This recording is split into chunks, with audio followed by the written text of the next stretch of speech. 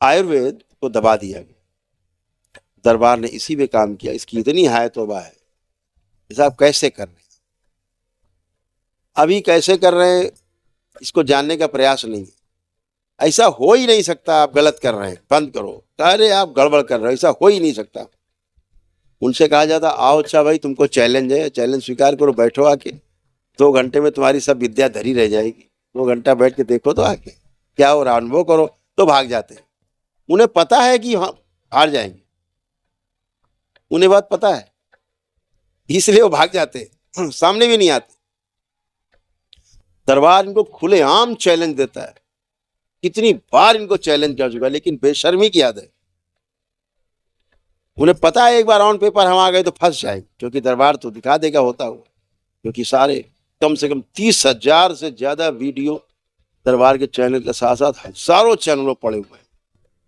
स्वस्थ होने की स्वीकारोक्ति है लोगों की, असाध्य रोग तक स्वस्थ हो, उनसे मुक्ति मिल रही है।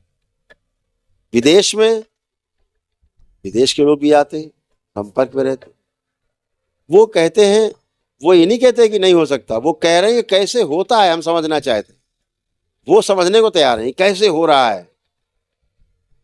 भारत में क्या कह रहे हैं, नहीं नहीं हो ही नहीं सकता। अपने ही ऋषि मुनियों के विज्ञान को नकार रहे हैं, गालियां दे रहे हैं।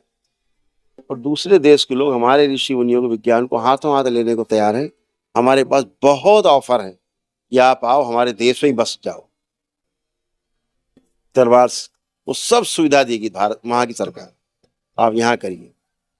दरबार उसको स्वीकार नहीं करता कि हमारे देश की विद्या है, हमारे भारत की विद्या है, हमारे ऋषि मुनियों का विज्ञान है, तो हमारे देश का ही नाम इसमें आगे हो, उनका ही गौरव आगे रहे। हमारे ऋषि मुनियों का जो गौरव है वो सर्वोच्च रूप से सबसे आगे रहे, उनको ही सम्मान मिले।